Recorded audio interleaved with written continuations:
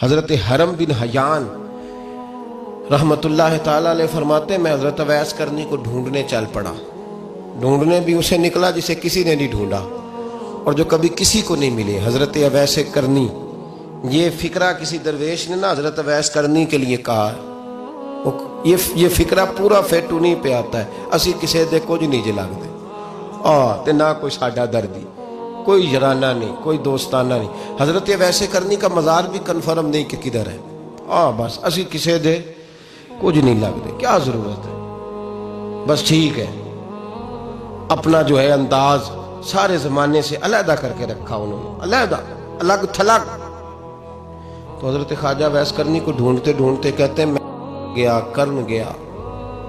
حضرت حرم بھی نہیں، یہ داتا صاحب نے اس کو لکھا ہے. فرماتے ہیں میں گیا تو مجھے لوگوں نے کہا وہ تو حج کرنے چلے گئے.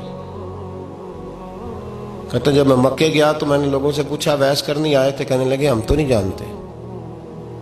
یہ تو میرے جیسے لوگ ہوتے ہیں نا جن کی تصویریں زیادہ نکلتی ہیں تو جن کی ویڈیو زیادہ ہوتی ہے تو لوگ زیادہ جاننے لگتے ہیں، ورنہ رب کریم کے بندے تو چھپے ہوئے چکر میں پڑے ہی نہیں. کون اویس کرنی؟ تو انہوں نے کہا کہ حضرت اویس کرنی، چہرے پر برس کے داغ ہیں، کمزور سا وجود ہے، داڑھی زیادہ گھنی نہیں. جب حالات بتائے تو کہنے لگے اس طرح کا ایک شخص آیا تھا، اس نے طواف کیا تھا.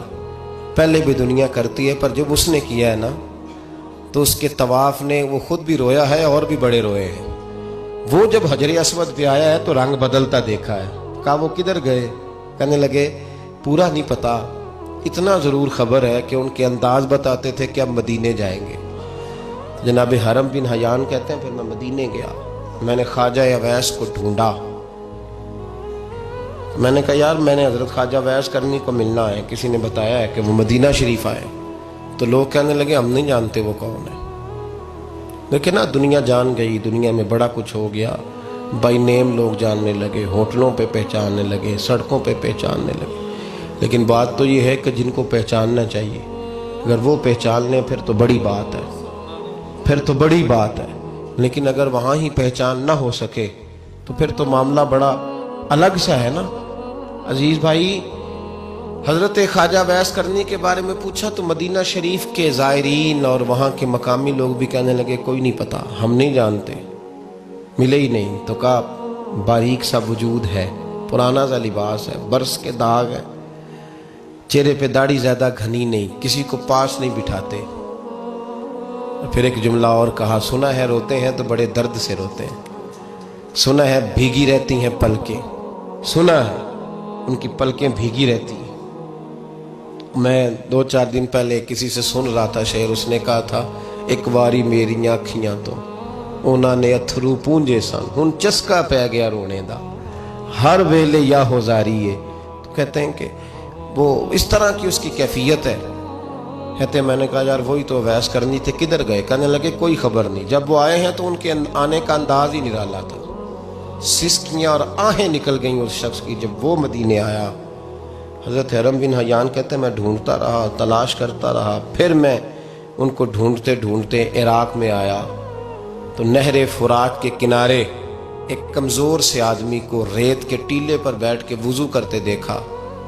کہتے ہیں جب ان کا وضو مکمل ہوا تو میں نے کہا السلام علیکم. تو کہتے ہیں انہوں نے چہرہ نہیں پھیرا، وہیں بیٹھے بیٹھے کہنے لگے وعلیکم السلام یا حرم بن حیان، یا حرم بن حیان وعلیکم السلام. تو کہتے ہیں میں نے کہا کہ من انت، آپ کون ہے؟ تو کہنے لگے وہی ہوں جسے تم مکے اور مدینے ڈھونڈتا رہا. تو کہتے ہیں میں نے کہا حضور آپ میرا نام کیسے جانتے ہیں؟ بڑا خوبصورت جملہ ہے، اللہ کرے آپ کو یہ یاد رہے. سبق کبھی نہ بھولنا، یہ سبق کبھی نہ بھولنا. بابا صاحب کے مزار پہ گئے تو خالی آ گئے، داتا صاحب گئے تو خالی ایسے چلے گئے. ہم فارغ لوگ تھے، کوئی کام نہیں تھا کہ بابا فرید کی گلیوں میں گھومتے رہے. ہم فارغ تھے کہ 2 بجے حضرت سلطان باہو رحمت اللہ علیہ کی جالیوں کے سامنے کھڑے رہے. ہم کوئی پتھر چاٹنے والے لوگ تھے کہ آدھی رات بیت گئی اور ہم بزرگان کلمہ والا شریف کھڑے رہے. یہ کیسے ہو گیا کہ محدث اعظم کے مزار پہ کھڑے رہے؟ ایسے ہی کوئی بات تھی؟ حضرت اویس کرنی بول کر فرمانے لگے، کہنے لگے کیا کہا تو نے کہ میں تجھے کیسے جانتا ہوں؟ فرمانے لگے تو مجھ سے پیار کرتا ہے، عارف تو روحی من روحی کا، میری روح تیری روح کی جاننے والی ہے. یہ روحوں کا رشتہ ہے، یہ خطا نہیں جایا کرتا. عرفت روحی من روحی کا، میری روح تیری روح کو جانتی ہے. یہ کیسے ہو گیا؟ کوئی ایسے لوگ تھے تو اتنی جگہ مجھے تلاش کر آیا اور میں تجھے جانوں نہ؟ یہ کیسے ہو سکتا ہے؟ یہ کیسے ممکن ہے؟ تو ڈھونڈتا رہا گلی گلی اور میں کہوں کہ میں تجھے جانتا نہیں. فرمایا حرم بھی نہ یار. میں دعا کرتا ہوں اللہ کی بارگاہ میں کہ رب کریم مجھے اور تجھے جنت میں اکٹھا کر دے. کہتے ہیں جب انہوں نے یہ دعا کی تو وہ چل پڑے. میں نے کہا حضور کہاں جا رہے ہو؟ فرمانے لگے میرا پیچھا نہ کرنا، میں کسی اور منزل کا مسافر ہوں، اور جس رستے میں چل رہا ہوں نا ان منزلوں پہ ساتھ نہیں کسی کو لیا جاتا. یہ میری اپنی ذاتی منزل ہے، اس میں پاؤں پہ چھالے ذرا سخت ہوتے ہیں. ہر آدمی کا کام نہیں یہاں چلنا، تو مجھے تنہا رہنے دے اور مجھے اپنی مرضی سے چلنے دے.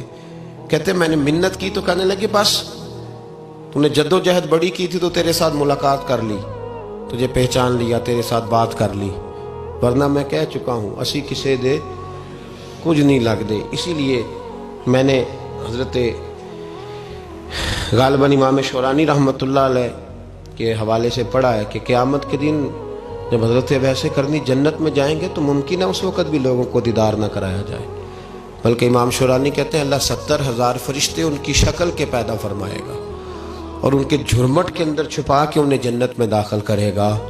ملاقات کس سے ہوگی؟ صرف انہی سے ہوگی جن کے لیے انہوں نے زندگی گزار دی. یا خدا سے ملیں گے یا مصطفیٰ کریم سے ملیں گے.